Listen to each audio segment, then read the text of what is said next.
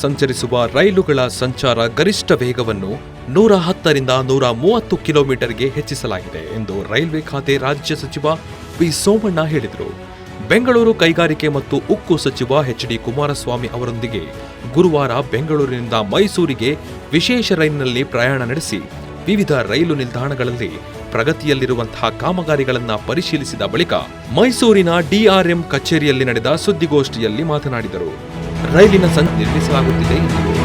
ಕುಮಾರಸ್ವಾಮಿ ಸಾಹೇಬರು ದೂರವಾಣಿ ಮುಖೇನ ಮಾತನಾಡಿ 9ನೇ ತಾರೀಕು ಬೆಂಗಳೂರಿಂದ ಮೈಸೂರವರೆಗೂ ಕೂಡ ಒಂದು ಸಾರಿ ನಿಮ್ಮ ಏನು ಟ್ರೈಲಿಂಗ್ ವಿಂಡೋ ಟ್ರೈಲಿಂಗ್ ವೆಹಿಕಲ್ ಇದೆ ಅದ್ರೊಳಗೆ ಹೋಗೋಣ ಅನ್ನೋ ಮಾತನ್ನು ಹೇಳಿ 3-4 ಬಾರಿ ನನಗೆ ಪತ್ರನೂ ಕೂಡ ಬರೆದಿದ್ರು.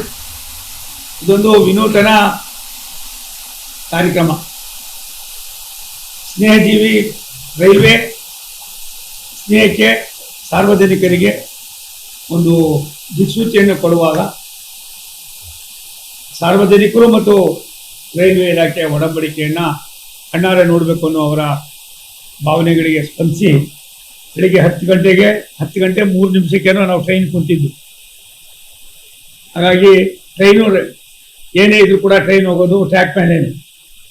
ಟ್ರ್ಯಾಕ್ ಮೇಲೆ ಅಲ್ದಿರ ಬೇರೆ ಕಡೆ ಹೋಗೋಕ್ಕಾಗೋದೇ ಇಲ್ಲ. ಹಾಗಾಗಿ ಸುತ್ತಾಡ್ಕೊಂಡು ಬಂದು ಸುಮಾರು 5 ಗಂಟೆಗೂ ಮೇಲ್ಪಟ್ಟು ಸುತ್ತಾಡಿದ್ದೀವಿ. ನನಗನ್ನಿಸ್ತದೆ ನಾನು ಪದೇ ಮೈಸೂರಿಗೆ ಬೇರೆ ಕಡೆ ರಾಜ್ಯದಲ್ಲಿ ಮತ್ತು ಅದಲ್ದಿರ ದೇಶದಲ್ಲಿ ಇಷ್ಟು ವಿಶೇಷವಾಗಿ ನಾರ್ತ್ ಇಂಡಿಯನ್ ಸ್ಟೇಟ್ಗೆ ನನಗೆ ನಮ್ಮ ನಾಯಕರು ನೆಚ್ಚಿನ ಪ್ರಧಾನಮಂತ್ರಿಗಳು ನಮ್ಮ ಮಂತ್ರಿಗಳಾದ ಅಶ್ವಿನಿ ವೈಷ್ಣವ್ ಕಳಿಸ್ತಾ ಇರ್ತಾರೆ. ಆದರೆ ಇವತ್ತು ಮೈಸೂರು ಈ ಒಂದು ರೈಲ್ವೆ ಇಲಾಖೆಯನ್ನು ಅಂದಿನ ಕಾಲದಲ್ಲಿ ಸ್ಥಾಪನೆ ಮಾಡ್ತಕ್ಕಂಥದ್ದಕ್ಕೆ ಮಹಾರಾಜ ಮೈಸೂರವರು ಕೊಟ್ಟಿರ್ತಕ್ಕಂಥ ಕೊಡುಗೆ ಅಪಾರವಾದದ್ದು. ಆ ಕೊಡುಗೆಯನ್ನು ಜ್ಞಾಪಕ ಮಾಡಿಕೊಳ್ಳೋ ಜೊತೆಯಲ್ಲಿ ನಾವಿವತ್ತು ಈ ಯೋಜನೆ ಬೆಳೀತಾ ಇರ್ತಕ್ಕಂಥ ಬೆಂಗಳೂರು ನಗರವನ್ನು ಜನಸಂದಣಿಯನ್ನು ಕಂಟ್ರೋಲ್ ಮಾಡೋದಕ್ಕೋಸ್ಕರ ನಾವು ಕೆಲವು ಮಾರ್ಪಾಟುಗಳನ್ನು ಮಾಡಬೇಕಾದ ಅವಶ್ಯಕತೆ ಇತ್ತು. ಅದನ್ನು ಮಾಡ್ತಕ್ಕಂಥದಕ್ಕೆ ನಾನು ಕುಮಾರಸ್ವಾಮಿ ಸಾಹೇಬರು ಇಬ್ಬರು ಚಿಂತನೆ ಮಾಡಿ ಆ ಕೆಲಸವನ್ನು ಕೊಟ್ಟಿದ್ದೇವೆ. ನಮ್ಮ ಯದುವೀರ್ ಒಡೆಯರ್ ಅವರಿಗೆ ನಾನು ತುಂಬಾ ಧನ್ಯವಾದಗಳನ್ನ ಸಮರ್ಪಣೆ ಮಾಡ್ತೀನಿ. ಕೋವಿಡ್ ನಂತರ ಸ್ಪಷ್ಟನೆ ನೀಡಿದ ಕುಮಾರಸ್ವಾಮಿ ಮೈಸೂರಿನ ಗೂಡ್ ಶೆಡ್ ಸ್ಥಳಾಂತರಿಸುವುದಿಲ್ಲ. ಇದರೊಂದಿಗೆ ಪಾಂಡವಪುರದಲ್ಲಿ ಸಹ ಗೂಡ್ ಶೆಡ್ ನಿರ್ಮಿಸಲು ಯೋಜನೆ ರೂಪಿಸಲಾಗಿದೆ ಎಂದರು. ಮೈಸೂರಿನ ಮಾಧ್ಯಮದ ಮಿತ್ರರಿಗೆ ಪ್ರಥಮವಾಗಿ ನಾವು ವಂದನೆಗಳನ್ನ ಸಲ್ಲಿಸ್ತಾ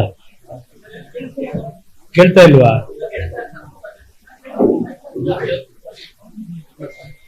ಇವತ್ತಿನ ಪ್ರಮುಖವಾದಂತ ಮೈಸೂರಿಗೆ ನಾನು ಮತ್ತು ಕೇಂದ್ರದ ರೈಲ್ವೆ ಇಲಾಖೆಯ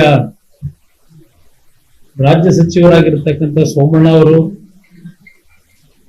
ಮೈಸೂರಿನ ಲೋಕಸಭಾ ಸದಸ್ಯರಾಗಿರ್ತಕ್ಕಂಥ ಯದುವೀರ್ ಒಡೆಯರ್ ಅವರು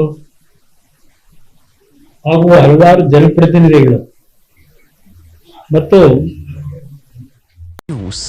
ಇದು ನೊಂದವರ ಧ್ವನಿ.